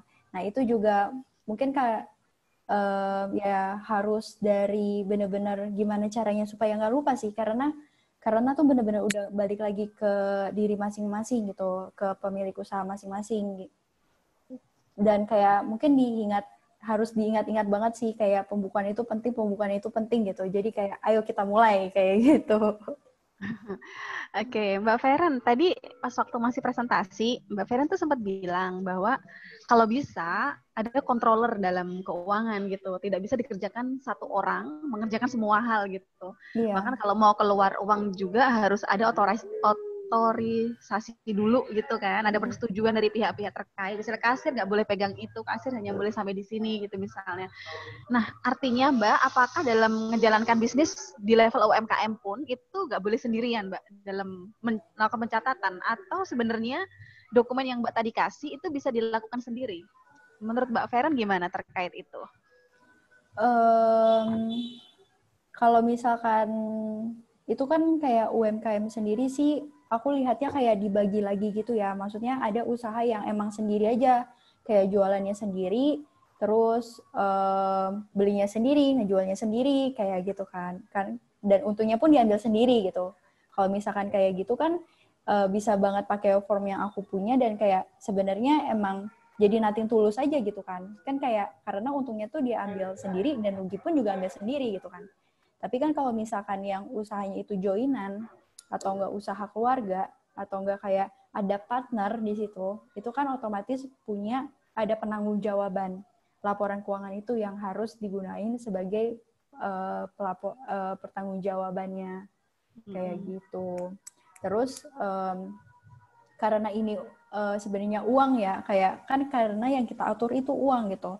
Jadi kalau misalkan nanti ada yang ngambil atau apa, karena kan uang dibutuhin di setiap personal kita gitu kan. Makanya benar-benar harus dijaga gitu. Makanya kayak harus benar-benar dibangun sistem untuk si keuangannya itu sendiri gitu. Supaya untuk mengurangi kayak kecurangan-kecurangan atau pengambilan yang nggak diinginkan gitu. Gitu sih. Oke, jadi artinya sebenarnya teman-teman yang masih bisnis sendiri pun melakukan pencatatan sendiri juga boleh-boleh aja gitu ya Mbak ya. Namun kalau misalnya kepengen lebih secure, tidak ada pengeluaran-pengeluaran yang tidak terdeteksi karena tiba-tiba diambil untuk kepentingan pribadi, baiknya yang mengerjakan itu nggak satu orang gitu ya. Iya. Oke, gitu ya teman-teman ya. Kalau yang masih sendirian bisnisnya jangan khawatir, ini tetap bisa dilakukan secara individu gitu. Oke, lanjut.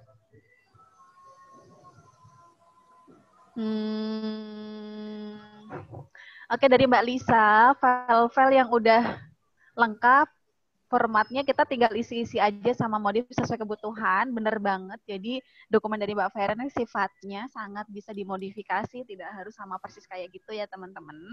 Kemudian, oke gitu ya. Kemudian lanjut dari Mbak Sonta, bisnis jasa bisa atau perlu hitung HPP? Perlu Mbak, ini sudah dijelaskan di kelas sebelumnya ya, yang hari Sabtu lalu mengenai penghitungan HPP. Nanti silakan disimak videonya. Kemudian untuk Mbak Cynthia Dewi, kalau untuk usaha tanaman hias, bagaimana ya cara pencatatan stoknya? Jika sisa stok mungkin bisa rusak, bisa juga tanaman semakin besar sehingga bisa kita perbanyak sendiri dan bisa dijual lagi. Apakah akan dimasukkan ke biaya pembelian atau kulakan? Sedangkan kita tidak mengeluarkan biaya apapun. Nah, itu gimana, Mbak Feren? Jadi ada tanaman hias nih Mbak. Tanaman hias itu kan kalau nggak kebeli kan jadi gede. Nah kalau jadi gede itu kan otomatis bisa dijadiin banyak, ya kan bisa dipotong-potong rantingnya dijadiin tanaman lagi. Nah itu gimana cara nyatetnya Mbak? Padahal kan nggak ngeluarin biaya apapun untuk itu. Tapi mungkin ada pot, tanah gitu kali ya. Nah katanya Mbak Cynthia ini nggak ada pengeluaran apapun. Gimana Mbak Feren? Menurut Mbak Feren? Sebenarnya aku percaya sih ketika kita emang ngelakuin usaha itu pasti ada biaya yang keluar gitu. Mungkin kayak kalau misalkan di sini, misalkan tanaman hias gitu, dia akan perbanyak gitu dan mungkin kayak memang rasanya tuh nggak ngeluarin biaya pembelian, tapi kan dari waktu dari tanaman itu tuh cuma 1 sampai nanti banyak, itu kan misalkan ada biaya gardenernya yang penanamnya kayak gitu kan, itu kan masuknya ke biaya tenaga kerja langsungnya gitu kan, seperti itu sih, itu pasti ada. Mirip jasa ya, mirip dengan jasa kali ya Mbak Feren. Suaranya keriting. Mirip dengan jasa ya Mbak Feren. Gitu katanya. Kalau misalkan tetap di penjualan tanaman sih, ini sih tetap masuknya tuh ke produk gitu, berarti apa ya masuknya? Aku jarang banget sih ketemu case kayak gini sih. Itu yang benar tadi Mbak, berarti yang tenaga tidak langsung itu kan. Jadi kadang kita itu suka lupa menghitung biaya-biaya begitu ya Mbak ya, overhead-nya. Iya. Kita cuma ngitung tuh biaya langsungnya, beli tanah, beli pot, tapi kita kadang suka lupa menghargai kerjaan kita sendiri gitu. Kita bungkus-bungkusin produk kita lupa ngitungnya itu harus digaji berapa gitu. Iya. Tapi kalau misalkan mungkin kayak emang pemiliknya itu dikerjain sendiri dan kayak, oh ya udah deh nggak apa-apa, let it flow, ya nggak apa-apa juga gitu. Karena balik lagi tergantung pencatatannya mau seperti apa, yang benar-benar dicatat sampai kayak monetize sedetail apa, itu juga akan jadi pilihan si UMKM-nya sendiri sih, ke pemilik usahanya sendiri kayak gitu. Oke. Kemudian ada pertanyaan Mbak Cynthia yang kedua nih Mbak Feren. Kemudian untuk pengambilan kebutuhan pribadi, persentase yang pantas itu berapa Mbak? Berapa persen dari pengeluaran yang lain? Tadi kan ada ya Mbak ya, pengeluaran apa tadi? Pengeluaran lainnya ya. Itu ada kebutuhan pribadi. Ini berapa persen Mbak? Itu sekitar ini sih 5% sampai 10% sih biasanya. Soalnya tuh sebenarnya bahkan kayak lebih bagus kalau nggak nggak dikasih persentase gitu. Maksudnya kan soalnya itu balik lagi ke ini ya, ke cash flow gitu. Kan ketika nanti pengambilan pribadinya itu diambil, kan kayak uang kasih UMKM-nya tuh gimana cara ngemuter cash flow-nya lagi, itu yang jadi problem. Tapi amannya sih di 5% sampai 10% sih biasanya kalau misalkan mau ambil pengambilan pribadi, tapi dari ini ya, dari net profit, dari laba bersih kayak gitu. Yang udah dikurangin sama semua beban gitu. Oke. Ya, Dan aku mau nambahin Kak Rosi. Kak Rosi mau nambahin. Jadi sebenarnya kenapa pemilik bisnis itu harus menggaji dirinya sendiri sih, gitu. Jadi dia harus menentukan dia digaji berapa, gitu. Kalau dia mau besar, agar dia nggak terjadi kayak gini. Jadi dia nggak ambil buat kebutuhan pribadi, gitu. Kalau bagi saya pribadi sih, buat kebutuhan pribadi di bisnis itu jangan pernah dilakukan sih. Usahakan jangan pernah dilakukan. Lebih bagus kalian menggaji untuk diri sendiri. Itu sih. Jadi misalnya kayak, saya kan kerja nih buat bisnis saya mau digaji berapa nih untuk waktu saya mengerjakan ini 1 juta. Ya udah itu aja yang kalian manfaatkan gitu. Dari aku itu sih mau nambahin. Oke, cool gitu ya teman-teman, karena enggak nanti bolong-bolong ya. Dan mungkin Mbak Feren, banyak banget nih teman-teman UMKM itu yang masih mencampurkan rekening pribadi dengan rekening bisnis. Nah, menurut Mbak Feren nih seberapa penting untuk misahin itu, Mbak? Misahin rekening dalam bisnis, Mbak? Penting banget. Penting banget. Jadi, walaupun di level UMKM baru mulai itu harus sudah punya rekening beda atau gimana, Mbak? Iya, benar banget. Itu uang bisnis, uang usaha sama uang pribadi itu harus dipisah gitu. Karena untuk ini kayak lebih ke, untuk lebih ke si yang tadi kita mau hindari gitu, kayak pengambilan pribadi, udah gitu kayak uang yang kecampur-campur, itu kan juga sebenarnya bingung juga kan gitu kan. Kan jangan sampai kayak usaha yang benar-benar kita udah bangun gitu, uangnya kecampur ke kita, jadi kayak uang yang kas yang itu jadi kayak jauh lebih berkurang gitu karena kecampurnya itu sendiri. Kayak biasanya sih, dulu aku juga pernah handle, dia UMKM madu, jadi dia itu ngecampur rekening bisnisnya, itu dia ngecampur rekening pribadi sama bisnis, padahal dia punya bisnis gitu. Nah, itu ujung-ujungnya tuh setelah kayak 3 bulan, 4 bulanan aku handle laporan keuangannya, dia bingung sendiri kayak, Fer, ini gimana ya gitu, kayak masa kalau kan kayak menurut pencatatan kasih misalkan 20 juta gitu kas kantornya. Terus dengan kecampur uang pribadi dia jadi totalnya 25 juta gitu. Padahal dia punya duit 7 juta gitu. Kayaknya duit aku 7 juta deh. Tapi kalau di pencatatan 20 juta jadi kayak uangnya berkurang 2 juta gitu uang pribadi dia. Nah, kan jangan sampai kayak gitu. Kan itu berarti kita ngerasa loss gitu. Ngerasa kayak ya kok uangnya jadi jauh lebih berkurang gitu, jadi bingung sendiri kayak gitu sih, kayak gitu. Mungkin kalau lebih banyak uangnya daripada yang di pencatatan, mungkin save kali ya, kayak oh nggak apa-apa deh, kayak uangnya jauh lebih banyak gitu dari yang dia predisin. Tapi kalau udah sampai berkurang uang pribadinya dia, nah itu kan kayak jadi sedih sendiri kan nanti gitu. Iya, bener banget. Mungkin dari Mario ada lagi yang mau ditanyakan atau disampaikan? Kak Emi juga, silakan.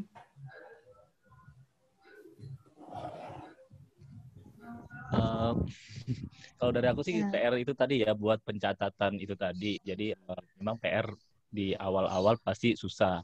Cuma kalau dari yang saya dengar ya itu kan sebenarnya membuat habit yang baru ya. Jadi saya mau share aja sih sedikit soal habit yang baru.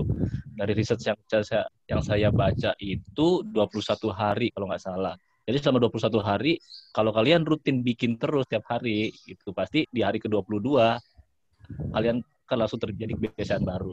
Itu aja sih mungkin tambahan tips dari saya, Kak Rosi. Oke. Kemudian Mbak Feren, mengenai tadi yang jasa dengan mahasiswa nih, gimana nih Mbak cara kerjanya Mbak? Mau dong dikasih tahu lebih detailnya, karena gini Mbak, kadang nih para teman-teman UMKM itu prefer untuk dia memproduksi dibandingkan sampai dalam proses pencatatan. Udah nggak sanggup gitu, udah kayak capek banget gitu, udah mikirin produk, quality control, mikirin stok, terus disuruh nyatet lagi itu kayak oh no gitu. Iya. Mbak, mau dijelasin dong Mbak, itu seberapa biayanya mungkin gitu. Iya, rate-nya berapa kira-kira ya? Karena aku kayaknya aku mau nih. Yes. Oke, jadi aku ini catat buku itu kan kerjanya tuh semuanya mobile. Jadi nanti mahasiswanya kerjanya mobile, UMKM kerjanya mobile. Itu cara kerjanya UMKM tuh cukup foto bukti transaksi dan kirimin ke tim catat buku. Cukup foto doang. Nanti kita akan nge-jurnal, kita akan klasifikasiin bebannya. Jadi UMKM akan terima laporan keuangannya itu paling lambat tanggal 10 setiap bulan berikutnya. Jadi kayak udah langsung dapat laporan keuangannya dan berserta analisanya. Oh ya, aku belum share analisanya. Aku lupa. Ya, boleh Mbak. Oke, aku share dulu ya. Share screen lagi ya? Boleh.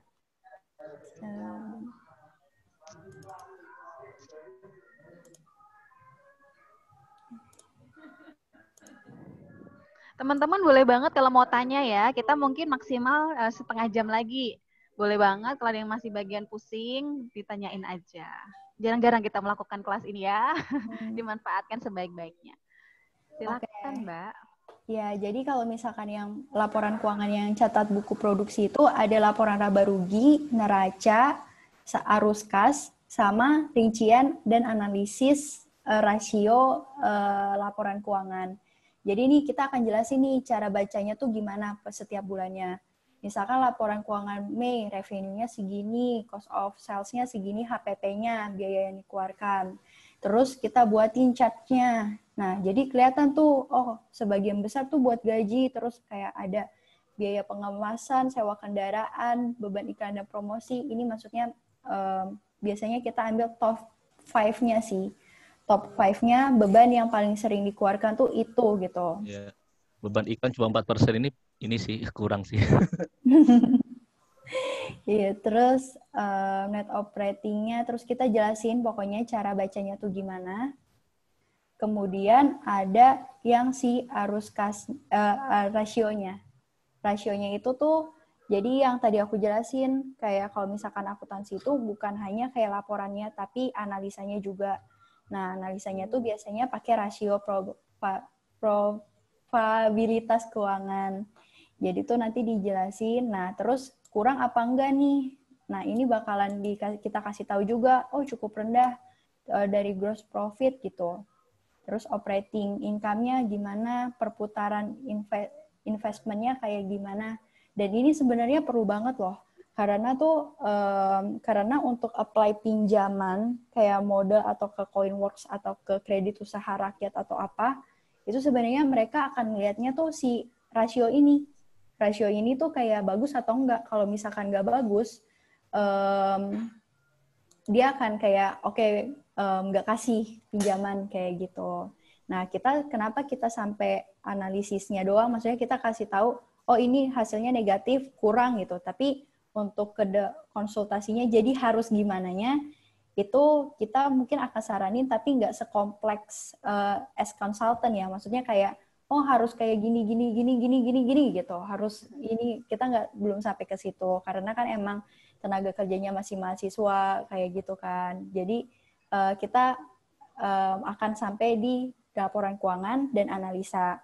Kemudian dari layanan lainnya tuh kayak layanan perpajakan, udah gitu itu kita handle, terus proyeksi keuangan, budgeting juga kita handle, sama sistem akuntansi. Kalau misalkan mau pakai, kalau misalkan mau yang kartu stok persediaan barang itu, kita bisa tuh aturin, kayak kita bisa set up-in, kayak gitu. Nah, untuk biayanya, itu kita charge itu dari laba kotor UMKM. Jadi, kalau misalkan laba kotornya itu 10 juta, kurang dari 10 juta, itu fee-nya jauh lebih murah dibandingin sama yang laba kotornya tuh udah 25 juta. Kayak gitu. Itu kita charge itu dari 450.000 per bulannya untuk laporan keuangan dan analisisnya. Kalau misalkan mau laporan perpajakan, terus mau proyeksi keuangan, itu ada additional cost-nya, tapi nggak sampai di bawah 500.000 sih. Kayak gitu. Oke, itu ya teman-teman. Kalau memang butuh bantuan adik-adik mahasiswa, boleh banget langsung ke catat buku ya, daripada pusing mikirin tadi.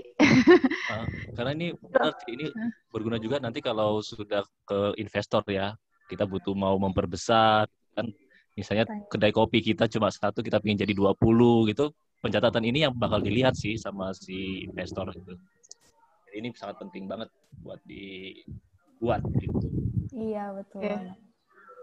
Silakan Kak Mario, langsung aja, ada pertanyaan lagi dari Mbak Iva nih. Oh, saya baca. Halo Mbak Iva. Kak Feren buat UKM ini biasanya harus didampingi terus pencatatannya atau biasanya dalam waktu tertentu sudah bisa dilepas. Lalu bagaimana handle UKM yang merasa nggak mau kerjaan petty cash-nya dikasih ke orang lain, outsource atau part-time karena ngerasa dapurnya kebuka. Gimana Mbak Feren? Oke. Ini maksudnya yang untuk pertanyaan pertama itu kalau pakai jasa freelance ya? Atau gimana? Kalau misalnya dibantu sama catatbuku.id misalnya, itu harus selamanya dibantu gitu Kak, atau dalam waktu tertentu bisa di handover ke pemiliknya gitu Mbak? Oh, itu paling 1 bulan sih biasanya. 1 bulan itu benar-benar dijelasin kayak ini bebannya tuh buat beli barang kayak gitu.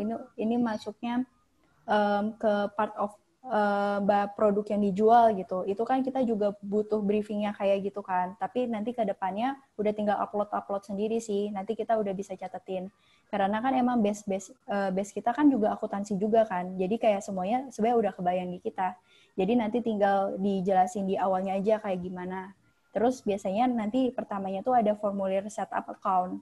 Jadi nanti di setup account itu dijelasin ini perusahaan UMKM-nya bergerak di bidang ini, produk yang dijual ini, terus kayak lebih ke ngobrol-ngobrol, jadi kayak alur bisnisnya tuh kayak gimana. Itu biasanya kita langsung kebayang sih. Dan kalau misalkan enggak pun, ada suara es krim. Kayak aku nostalgic masa kecil tau. Dan udah kebayang sih gitu. Dan kalau misalkan nanti ada pertanyaan pun kita akan langsung tanyain ke UMKM-nya kayak gitu. Kemudian untuk handle petty cash itu harus dari UMKM-nya. Mau itu pakai catat buku atau di luar catat buku, itu harus benar-benar orang terpercaya. Kalau misalkan dipercaya, misalkan ada sepupu gitu, sepupunya akuntansi, tapi dia kayak part-time, tapi dia udah percaya banget nih gitu. Ya nggak apa-apa gitu, selama bisa dipercaya, it's okay untuk kayak ngelepas si petty cash-nya. Tapi kalau misalkan outsource sih, saran aku sih nggak dikasih petty cash itu. Kalau mau sih kayak yang kalau misalkan Clickbase ya bisnis, itu kan ada buat transaksi dan otorisasi. Buat transaksinya boleh, otorisasinya jangan, kayak gitu. Itu harus benar-benar dilihat sih, sistem pengendaliannya. Oke, semoga menjawab ya Mbak Iva ya. Dari Kak Emi, ada yang mau ditambahin Kak Em? Udah keren banget sih Mbak Feren. Saya lihat sebenarnya UKM ini udah gemes banget ya, tapi mungkin hitungan-hitungan tadi gitu ya. Kalau misalnya sebenarnya ya menurut Mbak Feren ya, kalau misalnya mereka itu kan kebanyakan UKM itu nyatatnya di handphone, ya kan? Nyatat di handphone. Nah, ini kan pakai Google Drive gitu ya. Apakah sebaiknya harus menggunakan laptop? Apa sebenarnya mereka menggunakan handphone aja tuh bisa gitu? Karena kadang-kadang tuh agak sulit gitu. Tapi nggak tahu pengalaman Mbak Feren, UKM itu lebih banyak menggunakan apa sih gitu yang didampingi? Kalau misalkan kita itu sebenarnya kan kalau yang UMKM yang aku dampingi itu dia benar-benar tinggal kirim bukti transaksinya doang kan. Jadi kalau misalkan biasanya sih mereka pakainya Excel kayak yang aku kasih itu, kayak bener-bener tapi kayak nggak ngeling-ngeling sampai set jadi laporan keuangannya laba ruginya gitu, nggak sampai ke sana. Tapi mereka mencatatnya lewat Excel dan emang sarannya sih nggak disuggest pakai ini ya, pakai handphone. Karena kan dia nggak ngeling kan, kayak mau ngehitung misalkan kayak di notes gitu.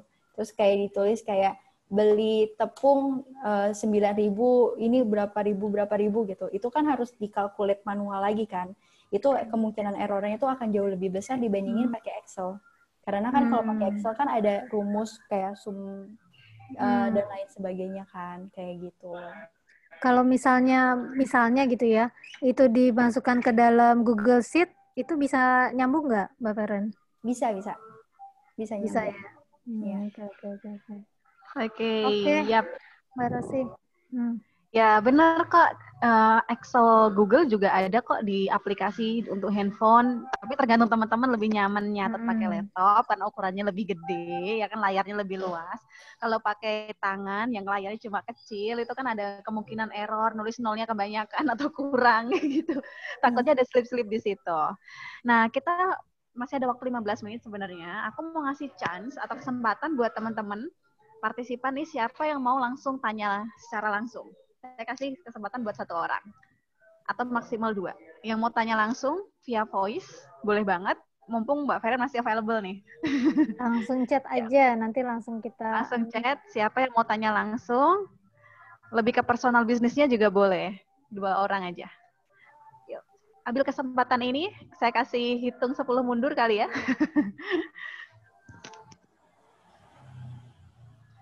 Mbak Nori mintanya laporan perpajakan, Kak. Oh, gimana nih Mbak Feren laporan perpajakan? Kalau laporan perpajakan itu bisa sih. Cuma formnya nggak bisa, tapi catat bukunya bisa gitu. Kan karena laporan perpajakan yang UMKM itu biasanya PPh final ya. PPh final, PPh 21, terus kalau misalkan jasa ada pasal 23 gitu. Nah, itu bisa sih. Oke, gitu ya, bisa langsung akses ke Mbak Feren. Kan udah kenal ya Mbak Noria, nomor HP-nya udah punya. Yuk, siapa? Ayo, siapa yang mau ngacungin tangan buat tanya secara langsung? Boleh. Siapa? 5, 4, 3, 2, siapa? Mbak Abed. Oke. Silakan. Silakan Mbak Abed. Suaranya kurang kenceng tapi Mbak. Oh ya, kurang kenceng ya? Iya. Oh iya. Iya Mbak Abed sedang mengantri, mau ngambil headset ya? Sebentar. Selain Mbak Abed, ada 1 lagi yang mau ambil kesempatan ini buat tanya langsung? Jangan sia-siakan. Halo, udah? Ya, udah kedengeran Mbak, silakan. Oke, sorry. Jadi ini aku mau tanya ya, kan aku juga memang sangat-sangat udah lupa. Pakai akuntansi dulu pernah, cuman lupa. Terus untuk pencatatan ini sekarang aku tuh manual. Jadi kayak zaman dahulu kala pakai buku debit, kredit, sama uraian gitu. Tapi jadi ini yang pakai Excel ini sebenarnya ini yang aku pikir gitu. Aku tadinya mau set up sendiri, cuma ini udah dibuatin bagus banget gitu kan. Tapi dari apa tadi ini atur apa namanya? Catat buku. Catat buku ini berarti pendampingan juga ya, bisa dipakai aja jasa berarti ya? Iya. Oh, terus itu sistemnya kayak langganan per bulan atau pakai kontrak atau bagaimana caranya?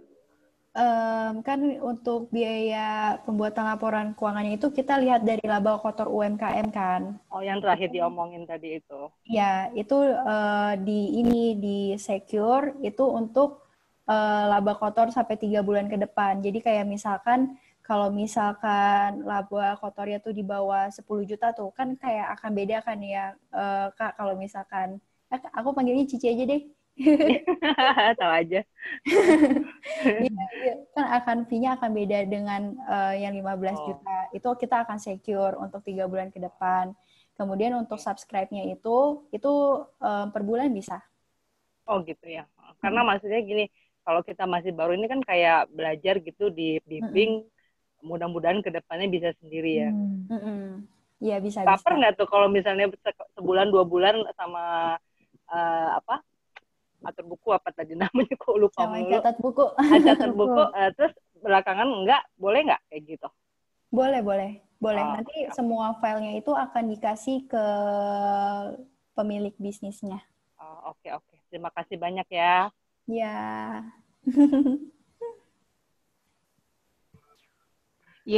Thank you Mbak Abed, sang ketua kelas kita. Oke, satu lagi. Nggak ada? Udah nggak ada. Ini yang ada videonya, ini ada Leonardo dan Anton. Apakah mau mengambil chance ini, kesempatan ini? Oh enggak. Mas Anton ini selalu ini kok, selalu ikutan kelas kita. Tapi tidak pernah bertanya kayaknya. Oke. Baik, nggak ada ya. Berarti udah cukup ya teman-teman untuk sore hari ini. Thank you so much teman-teman. Ini udah ada yang bilang, apa ini? Pertanyaan 1. Kak mau tanya kalau alat pencatatan transaksi modern yang buat UMKM itu apa? Maksudnya mungkin yang aplikasi gitu ya, yang dimaksud modern. Mungkin Diki bisa diperjelas ya. Nah itu kalau yang tadi udah disebutin, ada satu merek yang pernah kerja sama kita, namanya Jurnal.id, itu ada langganan bulanannya. Itu mungkin. Kalau yang brand-brand lain, mungkin Mbak Feren bisa mungkin punya pengalaman. Itu setahu aku sih kayak buku kas gitu kan dia bisa juga ya, bisa juga masukin bukti transaksi, terus kayak bebannya gimana. Cuma itu paling kayak, ya itu sih nggak ada klasifikasinya. Maksudnya kayak, oke, jadi bebannya ternyata masuk beban penjualan atau administrasi umum, kayak gitu-gitu. Karena kan semuanya by system. Cuma itu udah emang banyak banget sih alat transaksi modern pencatatannya. Apalagi kan kayak sebenarnya kayak Moka gitu kan dia juga udah otomatis tuh laporan keuangan yang penjualan itu udah bisa diekstrak langsung kan. Gitu sih. Oke gitu ya Diki, semoga menjawab pertanyaanmu. Nah, pertanyaan dari Mbak Sonta, satu lagi, kalau misalnya share laporan keuangan untuk dibantu dianalisa, dicatat buku gimana Mbak Feren? Mungkin nggak? Bisa. Langsung japri Mbak Feren atau catatbuku.id ya teman-teman. Oke, gitu aja untuk pertemuan pada siang hari ini teman-teman. 2 jam sudah kita bersama untuk materi yang kedua tentang pencatatan benar cuan lancar. Semoga teman-teman hari ini bisa mendapatkan hikmah dan bisa langsung praktek menggunakan form Excel yang akan saya kirimkan melalui email. Jangan lupa teman-teman untuk mengisi Google Form yang sudah saya sediakan lewat grup ya, karena akan saya tutup jam 5 sore nanti. Nanti jangan sampai udah aku tutup terus bilang kayak Mbak Rosi, aku belum ngirim gitu-gitu. Kayak, oh jangan, udah saya kasih kesempatan 2 minggu ya. Oke, sebelum saya tutup, sepertinya nih dari Kak Emi dan Mario ada yang mau disampaikan nih. Ada satu hal tentang Female Planner Indonesia, ada program-program khusus lagi. Silahkan, siapa nih, Kak Emi atau Mario? Oke, jadi kita ada, kalau tadi Mbak Feren itu di bagian di keuangan, ya, bukuan, bisa membantu di area sana ya. Jadi kalau Femapreneur ini, karena kita tahu teman-teman UKM itu sebagian ternyata masih ada yang kesulitan di bagian marketing atau digital marketing gitu lebih tepatnya. Jadi kita mau menginformasikan, jadi kalau kemarin kan teman-teman udah belajar tuh sama kita, nah kita mau memberikan informasi bahwa kita juga punya servis itu gitu kan, punya servis digital marketing walaupun belum terlalu dalam, tapi ini khusus untuk teman-teman UMKM atau teman-teman Femapreneur. Nah, detailnya seperti apa Kak Mario bisa bantu jelaskan Kak Mario? Silakan. Oke, jadi singkat aja, kemarin itu sempat saya juga share di grup ya, jadi teman-teman itu mungkin ada yang kesulitan mau bikin konten, mau bikin Facebook Ads, ya gitu kita open juga. Kita ada beberapa paket yang bisa teman-teman akses buat kita. Jadi misalnya, ada Kak, mungkin kita udah ajarin semua ya gimana caranya ya, tapi biasanya teman-teman juga nggak ada waktu, atau mungkin sibuk, atau mungkin bisnisnya sudah berkembang sangat besar gitu. Jadi pingin Femapreneur aja yang tolong bikinin gitu kontennya, itu bisa ke kita. Mulai dari konten, website, hingga ke Ads gitu ya, mau Facebook Ads juga itu nanti bisa ke kita. Harganya harga UKM. Untuk detailnya nanti bisa beri aja ke tim kita. Mungkin itu ya Kak Rosi dan Kak Emi. Thank you. Gitu ya teman-teman. Jadi seperti biasa, kita mau kasih power wish dulu buat Mbak Feren atas semua ilmu yang dibagikannya dan atas kebaikannya membagikan waktu kepada kita. Kita kasih power wish buat Mbak Feren. 1, 2, 3, wish. Semoga makin semangat untuk berbagi ya Mbak Feren ya, terus membagi kebaikan-kebaikan untuk orang lain. Nah gitu teman-teman, silakan langsung hubungin Mbak Feren di Instagramnya Feren Angelia dan juga @catatbuku.id untuk bertanya langsung. Sampai jumpa di acara-acara Female berikutnya ya. Bye-bye. Bye-bye, thank you. Ya. Di unrecord dulu KM.